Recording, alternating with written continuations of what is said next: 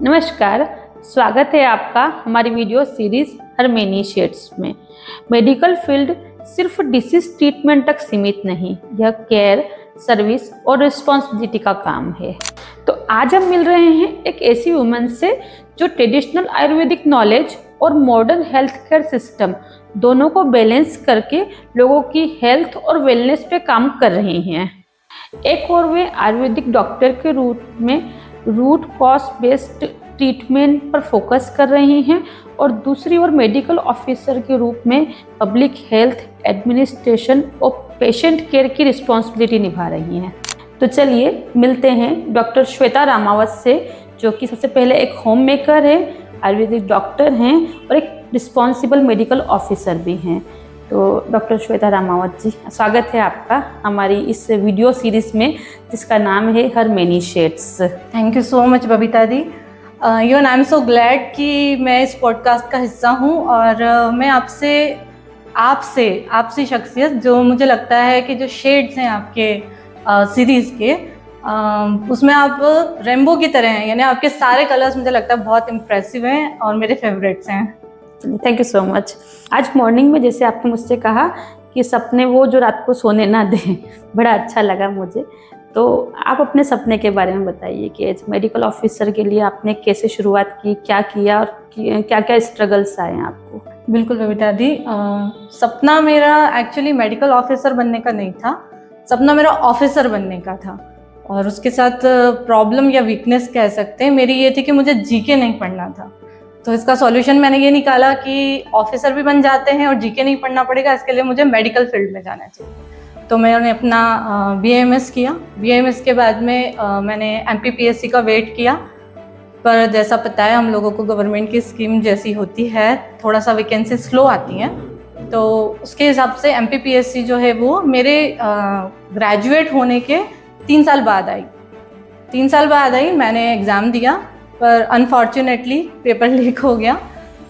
मैंने अपनी study continue रखी और 2 साल बाद फिर से हमारा री एग्ज़ाम हुआ, बट मैं कुछ 3 मार्क्स से रह गई। मेरा MPPSC में सिलेक्शन नहीं हो पाया। हालांकि रिटर्न मेरा क्लियर हो गया था, मेंस हो गया था, मेरा इंटरव्यू में थोड़े से मार्क्स कम आ पाए थे। तब मेरे सामने ये था कि अब किसी और दिशा में नहीं मुड़ सकती हूँ। अब मैं डॉक्टर भी बन चुकी हूँ, तो एक दायरा मेरा सीमित हो चुका था। मैंने वेट किया, आगे प्रिपरेशन को जारी रखा कि अब जब भी वैकेंसी आएगी मुझे उसको ग्रैब करना है।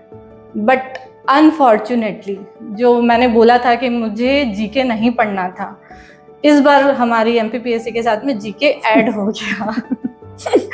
तो मुझे लगता है मेरा स्ट्रगल अब शुरू हुआ। किया हमने जीके, अच्छे मार्क्स आए हैं और आज हम सिलेक्ट हो चुके हैं। तो मुझे लगता है कि कुछ भी इम्पॉसिबल नहीं है अगर सपना आपको सोने ना दे। यानी मुझे जगाया तो जीके में था और अब सुलाता भी वही है। अभी रिसेंट पोस्टिंग कहाँ है आपकी? अभी रिसेंट में मैं आयुष्मान आरोग्य मंदिर, मेरा हेल्थ एंड वेलनेस सेंटर है ढाबला में, गवर्नमेंट बॉडी है, वहाँ पे पोस्टेड हूँ एज आयुर्वेद मेडिकल ऑफिसर। और फैमिली में कौन कौन है आपके? मेरी फैमिली में मैं हूँ, मेरे हस्बैंड हैं, बेटी है मेरी, और मेरे देवर हैं, देवरानी जी हैं, और मम्मी जी पापा जी हैं। जैसा मुझे पता चला कि जब आपका PSC क्लियर हो गया था और फिर जो ट्रेनिंग पीरियड था उस टाइम आपके हस्बैंड का एक्सीडेंट हो गया था, ऑपरेशन भी हुआ उनका, तो टोटल बेड रेस्ट था उनको। तो फिर वो टफ टाइम कैसे निकाला, अपना ट्रेनिंग और दोनों चीज़ों को कैसे मैनेज किया? बबीता जी देखिए, जैसा मैंने बताया कि सपना बहुत लंबा चल गया था, और जैसे ही मेरी पोस्टिंग हुई तो मुझे लगा दैट्स इट, हो गया, सारे स्ट्रगल ख़त्म और अब कुछ प्रॉब्लम नहीं आएगी, सॉर्ट आउट है सारा। और हम लोग ट्रेनिंग में गए। न्यू ईयर था last year.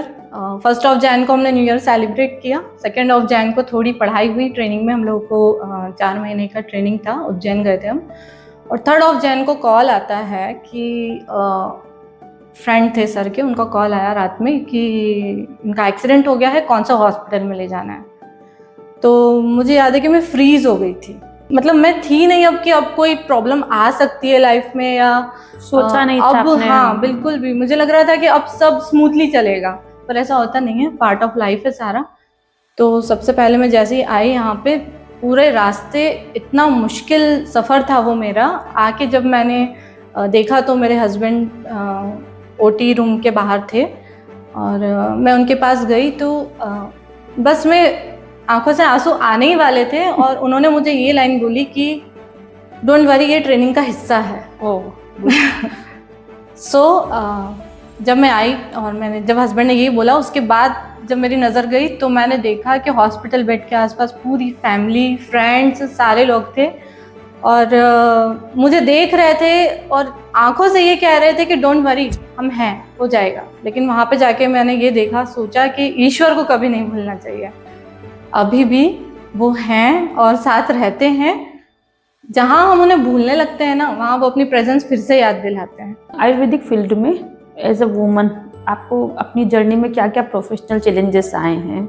As a Ayurvedic doctor अलग स्ट्रगल होते हैं बबीता जी, और एज अ फीमेल अलग स्ट्रगल होते हैं। तो पहले मैं आपको ये बताऊंगी कि एज अ फीमेल मुझे क्या प्रॉब्लम्स आई। तो क्योंकि मैं वाइफ भी हूँ, मदर हूँ, डॉटर इन लॉ हूँ, सो मुझे लगता है कि स्ट्रगल मेरे तो रहे, पर मैं अपना सपना पूरा करने में बिजी थी, तो मैंने इतना उस पर ध्यान नहीं दिया। लेकिन हाँ, उसके बिहाफ में बिहाइंड द सीन बहुत स्ट्रगल्स हैं। जैसे मेरी बेटी का स्ट्रगल, उसको कई बार मुझसे दूर रहना पड़ा। कभी वो अपनी नानी के यहाँ रह रही है, कभी अपनी दादी के यहाँ रह रही है, क्योंकि कभी मैं अपनी ट्रेनिंग्स में जा रही हूँ, कुछ सेशंस के लिए जा रही हूँ। कोविड-19 आया, उस टाइम पे भी 6 महीने के लिए मुझे ऑर्डर था कि फैमिली से दूर रहना है। तो सबसे पहले मुझे अपनी बेटी को सिक्योर करना रहा, तो उसको मैंने छोड़ा था। छोटी थी वो जब थी, बट उसने कभी क्वेश्चन नहीं किया कि मैं क्यों जा रही हूँ दूर या मुझे नहीं रहना है, मुझे आपके साथ ही रहना है। वो हमेशा मेरे साथ पूरी तरह से एडजस्ट हो गई, कभी सारे कॉम्प्रोमाइज़ उसने किया है। इसी तरह मेरी पूरी फैमिली ने मुझे जितना सपोर्ट किया, सपोर्ट करने के पीछे भी उन लोगों का स्ट्रगल ही रहता है, क्योंकि उन्हें सारे काम सेल्फ करने पड़ते हैं। दूसरा मैं ये बताना चाह रही थी कि आयुर्वेदा का प्रैक्टिस करने में 2 प्रॉब्लम्स आती हैं। एक तो लोगों को लगता है कि अफोर्डेबल नहीं है और ये इजीली अवेलेबल नहीं है। तो अफोर्डेबल नहीं है इसलिए क्योंकि कॉस्टली तो पड़ता है, लेकिन अगर हम उस चीज़ को अपने घर में देखें, अपने किचन में देखें, तो मुझे लगता है इससे ज़्यादा अफोर्डेबल और कोई चिकित्सा पद्धति नहीं है। अगर आप किचन में जाके देखें तो हमारे जो किचन के मसाले हैं वो बहुत अच्छी रेमेडीज़ हैं। चरक संहिता में भी लिखा है, नास्ति मूलम अनौषधम, यानी हर प्लांट, हर चीज़ एक औषधि है अगर हम उसको सही तरीके से, सही समय पे और सही मात्रा में यूज़ करें। खांसी हो रही है, हमें ज़रूरी नहीं कि मार्केट जाके सिरप लानी ही पड़े, हम घर के मसालों से भी उनको ठीक कर सकते हैं। हम थोड़ा अजवाइन, थोड़ी लौंग, शहद और गुड़ में डाल के उसकी छोटी छोटी गोली बना के अगर सुबह शाम लेने लग जाए तो 3 दिन में हमारी कैसी भी खांसी हो वो ठीक हो सकती है। दूसरा मैंने बोला कि रीचेबल नहीं है आयुर्वेदा, तो इसके लिए हमारा जो आयुष डिपार्टमेंट है उसने एक बहुत अच्छी मुहिम चला रखी है। उसमें हम जो है, जिन गांव में हॉस्पिटल्स नहीं है वहाँ पे हम आयुर्वेदा के फ्री कैंप ऑर्गेनाइज करते हैं। हर डॉक्टर मंथ में 3 कैंप रखता ही है। वहाँ पे हम लोग पेशेंट्स को, जो भी पेशेंट हैं या जो भी विशर्स हैं, उनको हम मेडिसिन भी प्रोवाइड करते हैं और फिर उनको हम कहाँ अवेलेबल होगी, कैसे अवेलेबल होगी, ये चीज़ ज़रूर बताते हैं। जैसे अब फीमेल, आप मोस्ट आपका वर्किंग एरिया गांव में ही रहता है, ग्रामीण क्षेत्र में ही रहता है, तो जैसे वो फीमेल पेशेंट होती है उनसे आप पीरियड्स, हार्मोनल इम्बैलेंस या उनके हाई लाइफ स्टाइल के बारे में जो आप उनको एक्सप्लेन करती हैं, तो क्या एक्सपीरियंस रहता है ओवरऑल आपका उनके साथ में? क्योंकि हम जिस समाज में रहते हैं वहाँ महिलाएं खुल के पीरियड्स की बात नहीं करती है, तो फिर उसको समस्या तो मानना कहीं दूर की बात हो गई है। तो आपका एक्सपीरियंस क्या कहता है इन सब में? चाहे गांव हो या शहर हो, मुझे लगता है कि जनरेशन भी कोई सी भी हो, चाहे हम थे या बोलते हैं जेन जी है, अभी अल्फा है, बीटा है, सारी जनरेशन सारी है, पीरियड सबको आ रहे हैं, मीनोपॉज सबको होंगे, बिल्कुल। संकोच अभी भी सब में है। आज भी जो जैसे टीनेज गर्ल्स आती हैं, गांव में भी आ रही हैं, वो अभी भी उतना ही हिचक रही हैं, उसके कारण वो हाइजीन प्रॉपर मेंटेन अभी भी नहीं कर रही है। अच्छा, कारण दूसरे हो सकते हैं, पहले अवेयरनेस नहीं थी, अभी अवेयरनेस है तो टाइम नहीं है उन लोगों के पास, बिजी शेड्यूल है या हिचक तो है उनको आज भी। जब मैं उन्हें बताती हूँ ये चीज़, तब पता चलता है कि उनकी प्रॉब्लम्स एक्चुअली सिर्फ 2 ही है। एक तो हाइजीन मेंटेन नहीं कर रही है और दूसरा है कि लाइफ स्टाइल बिल्कुल भी ठीक नहीं है इनका। वहाँ भी ऐसा ही है, गांव में भी गाँव लाइफस्टाइल इशू में भी रहता है? ऐसा ही लाइफस्टाइल इशू है, उनको बिल्कुल टाइम नहीं है, क्योंकि अगर कोई मेडिसिन भी हम प्रिस्क्राइब कर रहे हैं तो डिसकंटिन्यू इसलिए है क्योंकि खेत में काम आ गया है, अच्छा।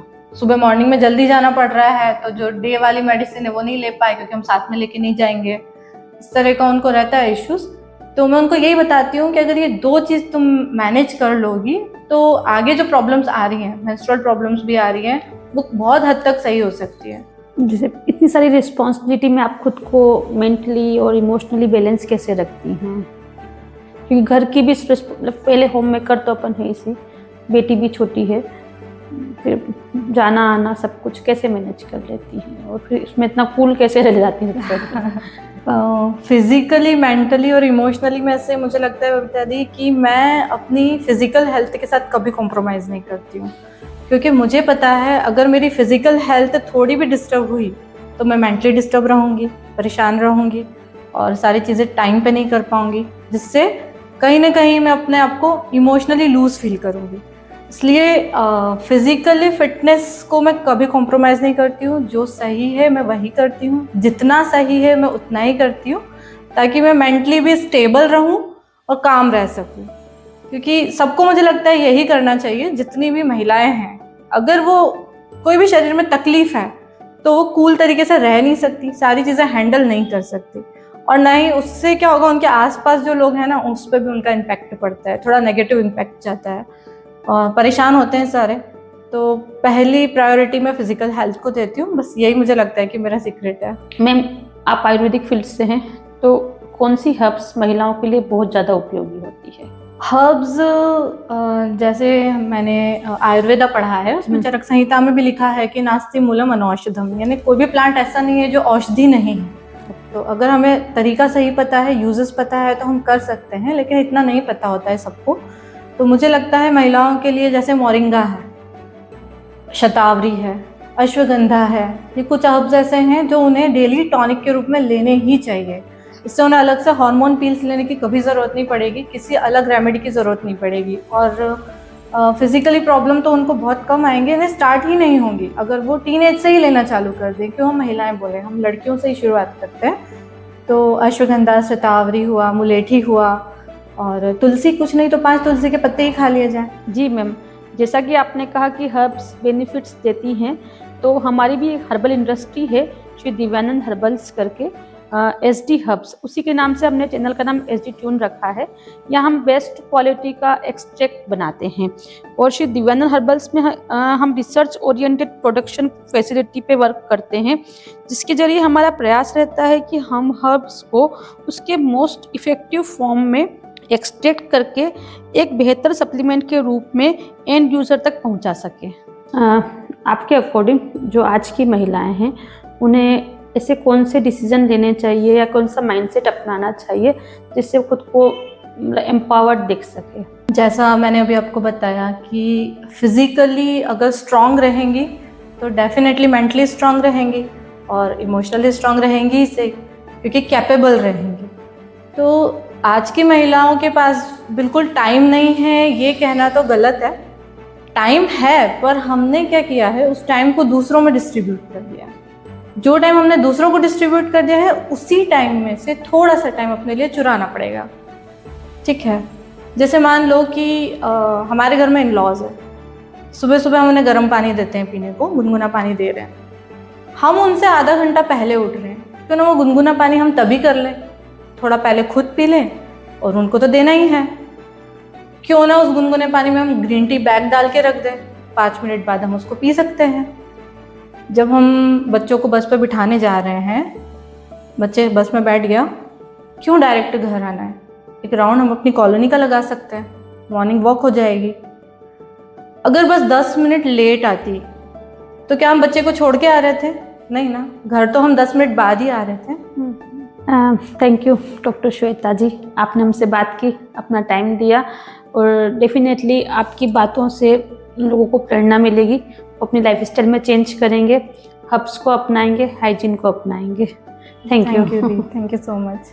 आप सभी को डॉक्टर श्वेता रामावत को सुनकर बहुत अच्छा लगा होगा और उनसे आपने कुछ ना कुछ ज़रूर सीखा होगा। ऐसे ही किसी और महिला के साथ आपको हम नेक्स्ट सीरीज में कनेक्ट करेंगे। तब तक हमारे साथ जुड़े रहिए, हमें फॉलो कीजिए। Thank you so much.